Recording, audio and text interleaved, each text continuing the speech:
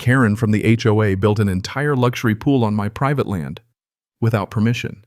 But when I found out, I didn't just get mad, I got legal. And now she's drowning in lawsuits. You ever wake up and feel like the universe just picked your house for a bad joke? That was me, standing at my kitchen window, clutching a half-empty coffee mug, staring at the sound of chaos outside. And there it was, a full-blown construction crew.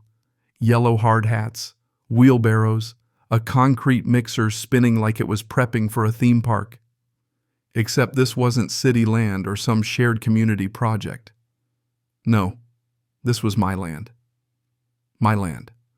A raised bed full of wildflowers I planted with my own hands. Flattened. My garden fence. Ripped out. And smack in the middle of the churned-up dirt, a deep, freshly dug hole outlined in orange flags and caution tape. I walked outside barefoot, still in my sleep shirt. The moment I crossed the gravel, the foreman barely looked up. "Hey!" I called, loud enough to carry over the buzz of machinery. "What is this?" "Pool," he said, like that explained everything. "Whose pool?" He tapped the clipboard in his hands. "Community green space, HOA's orders." The coffee in my gut turned to acid. That's when I saw her. Karen.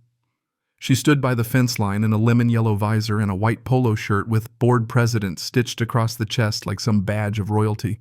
Clipboard in hand, sunglasses pushed halfway down her nose, smirking like a queen surveying her kingdom. "Oh, hi," she called, like we were just bumping into each other at a farmer's market. "Please stay back, sir. This is an active worksite." I didn't move. I couldn't. The back acre of my property was being torn apart and I was being told to stay back. "Karen," I said, careful to keep my voice level, "what the hell is going on here?" She smiled like I'd asked where the community barbecue was. "This area's always been HOA green space. The board approved a new recreational improvement plan last quarter. It was in the newsletter."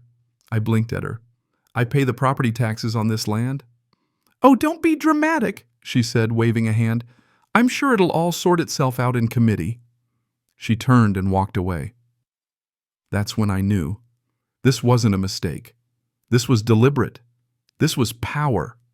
Or at least someone who thought they had it, trying to bulldoze over someone they assumed would just roll over. I turned back toward my house, heart pounding, boots crunching over broken stems and cracked fencing. I wasn't angry yet. I was in shock. But Karen had just declared war, and she didn't even know it. By mid-morning, the pool outline had grown deeper. Steel rebar stretched across the pit like ribs in a beast that hadn't finished forming. A backhoe was shifting earth like it had a personal grudge against my soil. And the worst part?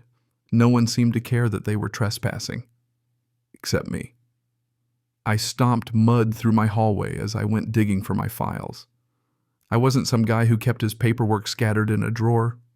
I had a binder, tightly packed, color-coded, and loaded with the kind of documentation only someone who'd been burned once before would keep. Survey maps, tax records, the original deed. Every piece of proof I needed to show the back third of my property was mine, legally, permanently, indisputably. I walked it outside, slapped it down on a folding table one of the crew had set up, and opened it to the boundary map. "Hey," I called to the foreman, "get her back out here." "Who?" he said, not even pausing his cement pour. "Karen." He grunted something and went back to work. I didn't have to wait long.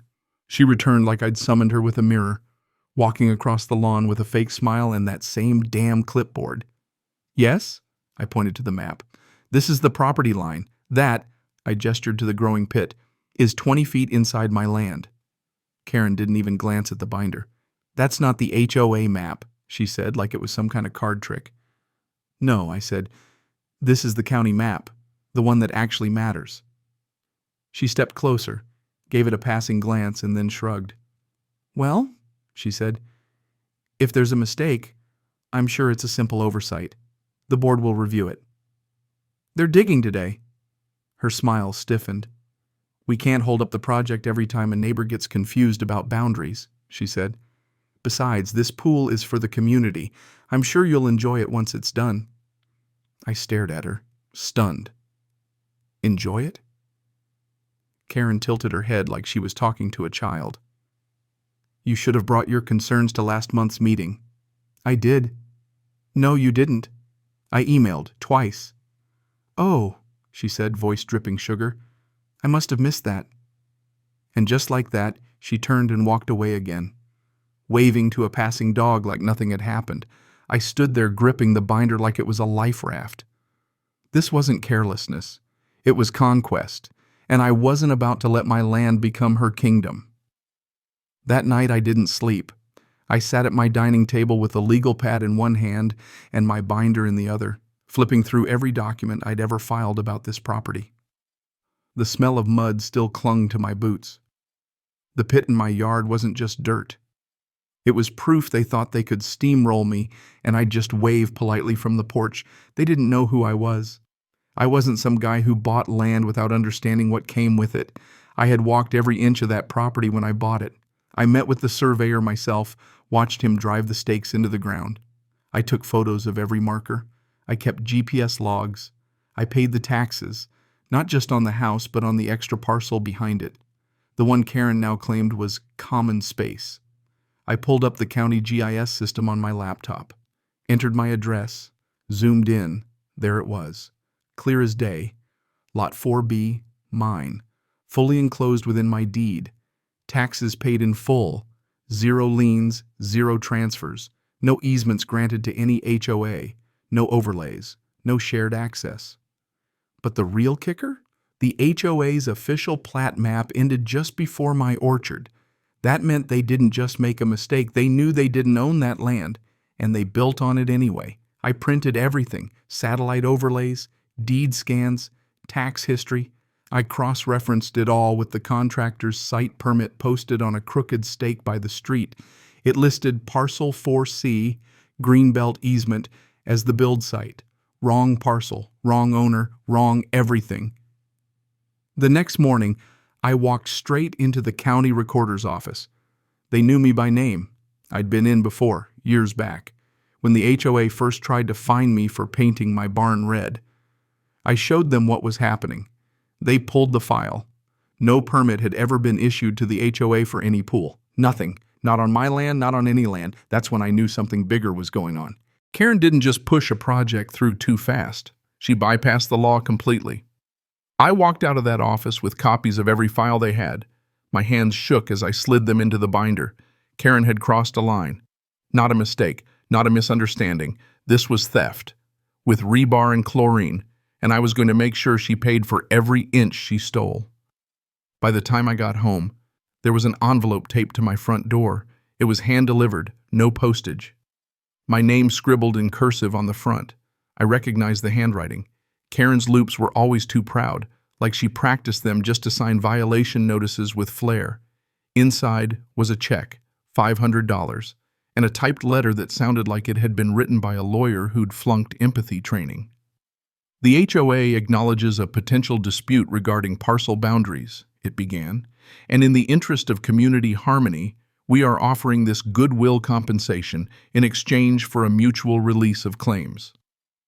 I stared at it for a long moment, then laughed out loud. $500, not even enough to replant a single row of the orchard they'd bulldozed. I tucked the letter into my binder and kept the check, not to cash, as evidence. Later that afternoon, Karen showed up. No appointment, no heads up, just walked straight up to my porch like she owned it, clipboard in hand, sunglasses perched high like a crown. Just wanted to make sure you got our letter, she said. I got it. Well? She asked, as if I should be hugging her for the generosity. You think $500 makes up for the fact that there's a construction crew pouring concrete into my garden beds? She didn't flinch, not even a twitch. It's more than fair considering the misunderstanding, she said. Besides, the pool will increase your property value. You should be thanking us. I stepped forward, just enough to make her shift her weight. You're building on private land. That's not a misunderstanding. That's a lawsuit waiting to happen. Karen's smile faded, but only for a second. Don't escalate this, she said quietly. You'll only make things harder for yourself. Oh? Courts don't like neighbor disputes, she said. Judges see them as petty. Expensive, time-wasting, and dragging this out will only upset everyone. So, I should just roll over? She raised her eyebrows and dropped her voice even lower.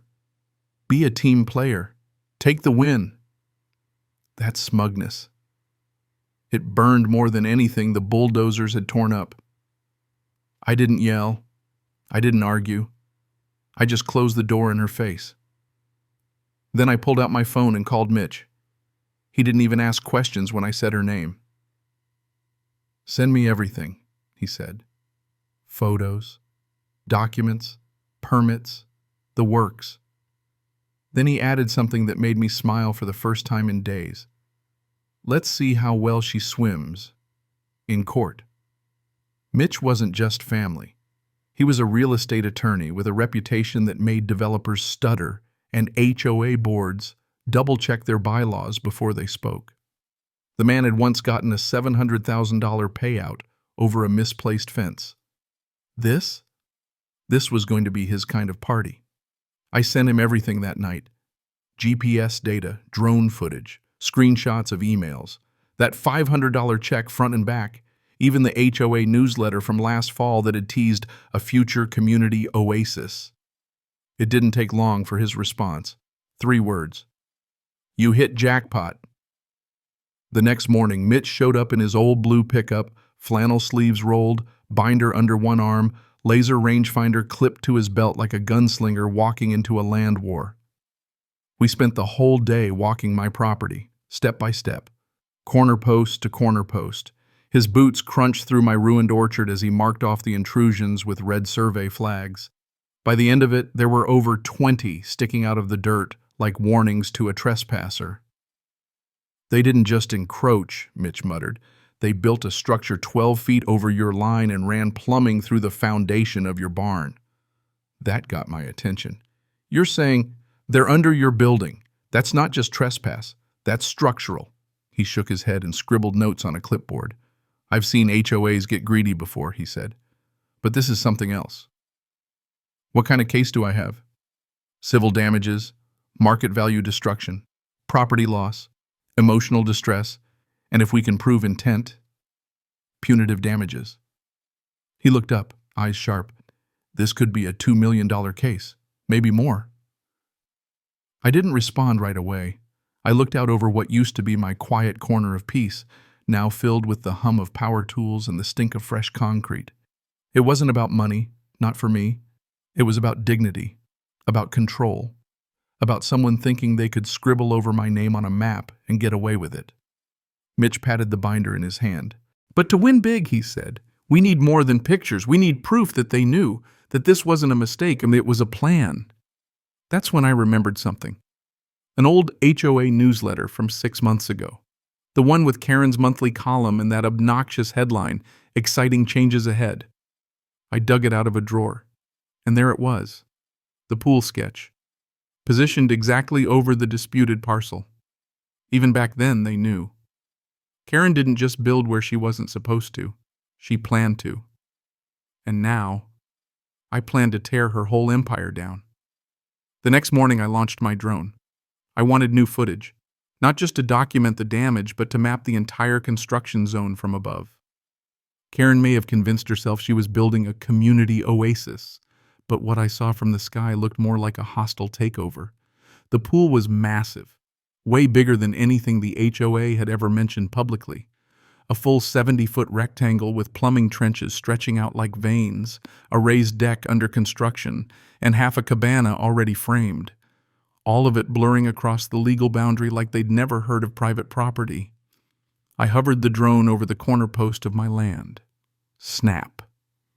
Then over the deck's edge, snap. A perfect overlay. And with the software Mitch installed, we dropped the drone's footage directly onto the survey map. That's when things got real. The cabana extended a full 15 feet past the HOA boundary. The pool wasn't just close to my property line, it was on it. And the piping ran under it. But something else caught my eye. A logo. Stamped on cinder blocks, on wrapped bundles of patio stones, and even on the filtration tank by the deck. Silverline Property Services. The name sounded familiar. Too familiar. I did a quick online search, and there it was. Last year, I'd seen the same logo on the side of a landscaping truck driven by Karen's nephew. One click turned into 10. Silverline wasn't just some random contractor. It was owned by Karen's cousin, and they'd been paid over $300,000 by the HOA in the last 18 months. I called Mitch immediately. "I think we've got a conflict of interest." He pulled up the LLC registration while I narrated what I'd found. "Yep," he said. "It's a shell company. Karen's cousin owns it. And guess who signed the contracts?" "Karen?" "Bingo. This isn't just trespassing anymore, it's fraud." That word hit like a hammer. Fraud. Karen hadn't just built on the wrong land. She'd funneled HOA money to her own family in the process, while pretending it was for the community. I printed everything: screenshots, registry matches, payment logs. I even grabbed a shot of Karen standing near a pallet of materials with that logo front and center. This wasn't some misguided beautification project. This was personal gain. This was Karen using her position to build a palace on land she didn't own with money that wasn't hers. And now I had the proof. She thought she was untouchable. But now she was on camera. And soon she'd be under oath.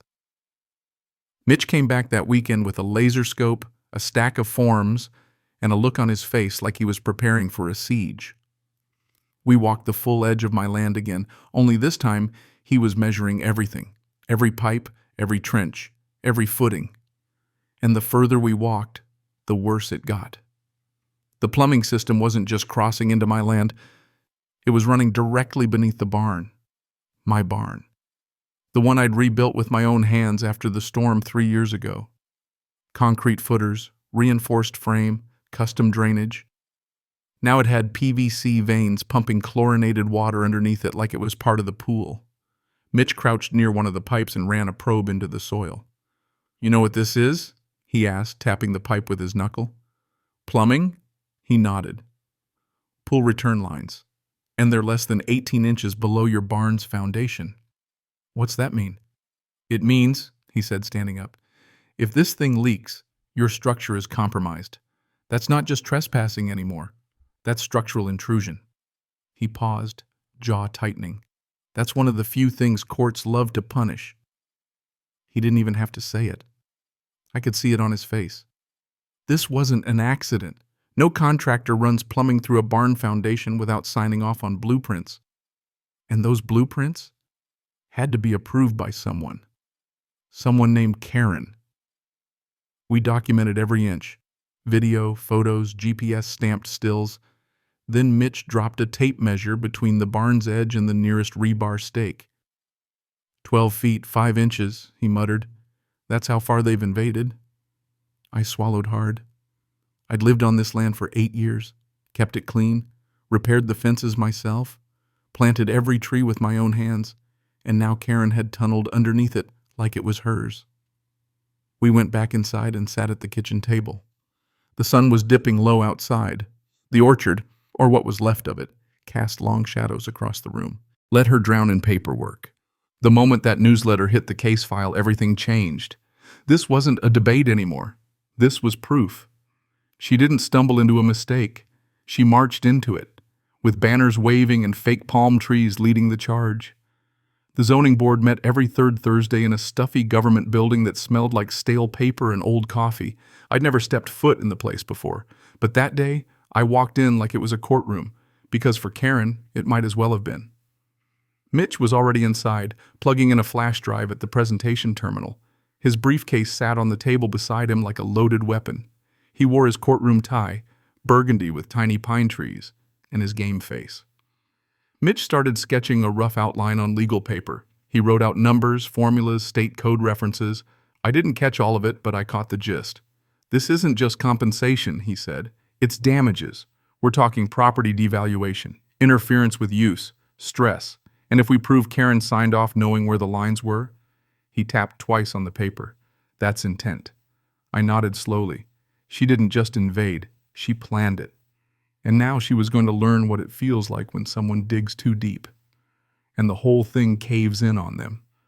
The newsletter was folded between expired coupons and a Bed Bath & Beyond flyer in my kitchen drawer. I almost missed it. But when I laid it flat across the table and stared at the glossy mock-up of the upcoming community recreation plan, my stomach twisted. There it was, plain as day.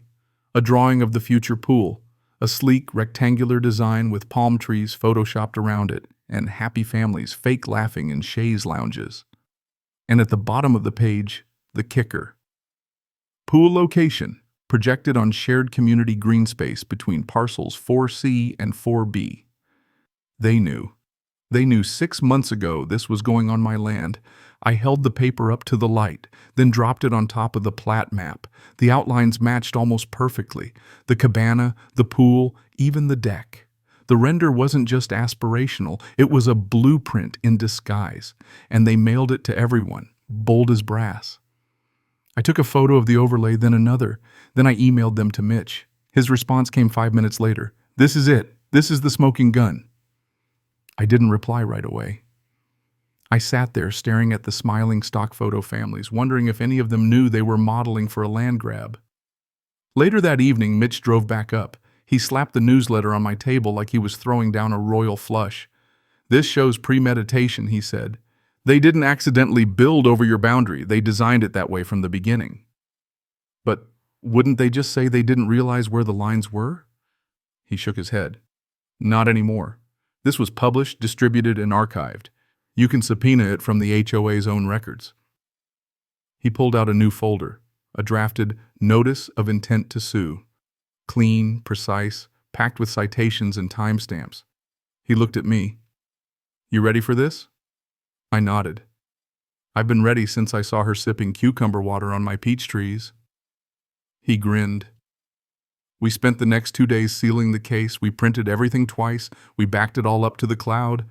And when it was done, Mitch booked a meeting with the county zoning board. "We're not going to fight this in secret," he said. "We're going to make it public." Karen wanted a pool? Fine. Karen was there too, of course. Pink blazer, matching purse, clipboard tucked under her arm like it contained commandments. She sat between 2 HOA board members. Ted, the one who once fined a neighbor for having a trampoline visible from the street, and Lori, who acted like overgrown hydrangeas were crimes against humanity. They were whispering like school kids passing notes when I entered. Karen saw me and smiled. Not warm, not polite. The kind of smile you give when you think you're holding a royal flush and you're about to win by default. That changed quickly. The board chair called us to the front. Karen started first, launching into her pitch like it was a TED Talk. She clicked through slides showing blueprints, stock photos of families splashing in pools, a chart labeled Projected Community Enjoyment. "We're simply here to request a retroactive permit for a community project already in progress," she said sweetly. "It's a benefit to all residents." Then Mitch stood up, and everything shifted. He began with a satellite image. Clear, color-coded, time-stamped. Then came the overlay with property lines. Then drone footage showing rebar set deep into my land. The crowd behind us, mostly residents, a few curious reporters, started murmuring. Then came the invoices. Payments from HOA accounts to Silverline Property Services. Then the kicker, the video. Karen on my property, laughing. "The HOA owns everything you can see. You just rent your little corner." That clip echoed through the chamber like a gunshot. Karen's face dropped. Her hands trembled slightly. Ted turned pale. Lori looked like she wanted to disappear into her seat. The zoning board chair leaned forward, arms crossed. "Miss Karen, did you authorize construction on a parcel of land not legally owned by the HOA?" She opened her mouth, but nothing came out. Mitch handed over hard copies of every file. Bound, indexed, signed. The board didn't vote that day. They didn't have to. They paused the permit, launched a full investigation, and warned that any continued construction would be in violation of county code and possibly state law. Outside, As the crowd spilled into the parking lot, Karen followed us. "We can still settle," she whispered. I turned to her, calm as stone. "Oh, we're past that now." I knew Karen wouldn't take the zoning board defeat lying down. She struck me as the type who smiled in meetings and plotted revenge in carpool. The first sign was subtle. A bag of mulch tossed across my front porch one night. Not enough to cause damage, just enough to make a mess. I didn't think much of it until it happened again. Then again. 3 nights in a row. Then came the mailbox. Knocked off its post. Replaced. Knocked down again. A pattern, not coincidence. The sheriff said he couldn't do much without a witness, so I stopped waiting for one. I installed motion lights, high-resolution cameras, cloud backups, night vision, every angle covered. I wasn't just protecting my land anymore, I was building a case. 3 nights later, the cameras caught her. Well, not her exactly. A figure in a hoodie, flip-flops, and pajama pants, dragging a bag of construction debris and dumping it behind my barn. The footage was clear enough to ID the sandals, same style Karen wore every morning walking her dog, which never touched a single blade of her own lawn. I sent it to Mitch. He forwarded it straight to the sheriff's office. A warning was issued, official now, logged. But Karen didn't stop. The next wave came in envelopes. Bright orange violation slips taped to my front door every other day. Too many weeds in the gravel, grass half an inch too long. A supposed noise complaint from power tools I hadn't used in weeks. One slip claimed I was illegally running a business out of my garage because I had a workbench and some stacked lumber. Each violation was filed through the HOA's internal system. Each was signed, "Concerned Resident." I didn't need a detective to guess who that was. Still, I followed Mitch's advice. Responded to nothing directly. Logged everything. Built a timeline. She wanted me to blow up, to react, to slip. I didn't give her the satisfaction. And the thing is, it worked. Karen's pattern of harassment became so obvious that even neighbors who once stayed quiet started talking. I heard whispers at the post office. "She's pushing too hard. She's losing control. She used to just fine people. Now it's personal." I knew Karen well enough to know she didn't like losing. But this wasn't just a battle anymore. It was a siege. And while she threw everything she had at me, mulch, mailbox, and malice, I was quietly stacking every brick she tossed my way into the strongest wall she'd ever hit. The phone call came late, around 9:30 p.m., from a number I didn't recognize. "James?" the voice whispered. "It's Sandra, from the board." I hadn't spoken more than a few words to her before. She was new, recently elected, and always looked a little uncomfortable sitting next to Karen during HOA meetings. "I can't talk long," she said, "but something's happening. An emergency session, closed doors, no residents allowed." "What's it about?" She hesitated. "They're trying to reclassify your parcel." I sat up straighter. "Excuse me?" "They want to designate it as temporary community recreation space under an emergency clause. They say the pool project's too far along to stop." There was a long pause. "I don't think they plan to reverse anything. I think they're trying to cover their tracks, fast." I felt my stomach tighten. "Can you attend? Just listen?" "Yes, and I'll record it." She hung up before I could thank her. The next morning, Sandra showed up with a flash drive tucked inside a plain white envelope. She handed it to me like she was passing state secrets. No words, just a nervous glance over her shoulder before she slipped away. I plugged it into my laptop and hit play. Karen's voice came on first, sharp, clipped, controlling. "We can't let one angry homeowner derail a project that's already half built," she snapped. "If we retroactively declare the land shared space, we can make the argument it was legally accessible during construction." A board member, one I didn't recognize, spoke up. "But what about liability? He's got documents, surveys." Karen's voice again, colder this time. "It's easier to apologize in court than stop progress now. He won't push this all the way. He's bluffing." I paused the playback and just stared at the screen. There it was, intent. Proof they didn't just accidentally build a pool on my land. They planned to take it, then gaslight me into silence. Mitch didn't laugh when I played the clip for him. He leaned forward, paused it at the key line, and said, This is what wins juries. She gambled, and she said the quiet part out loud. That night I posted a statement to the neighborhood Facebook group. No names, just facts, dates, photos. The clip, cut to the most damning 30 seconds, spoke for itself. The post spread faster than wildfire. 200 comments by midnight. People who'd never dared speak up started chiming in. She threatened us too. She told me the same thing. She said they own everything we see. Karen had always ruled through intimidation. But now, her own voice had become my loudest weapon.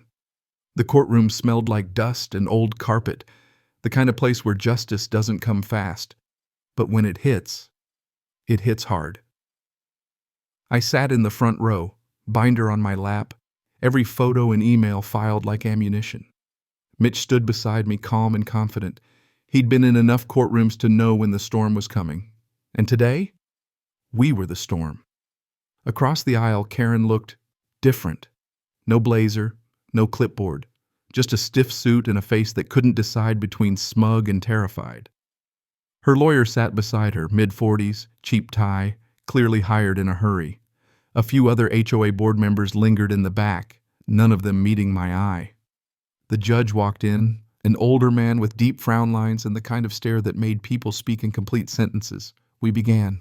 Karen's lawyer led with the usual fluff, miscommunication, gray areas, mutual confusion over land boundaries.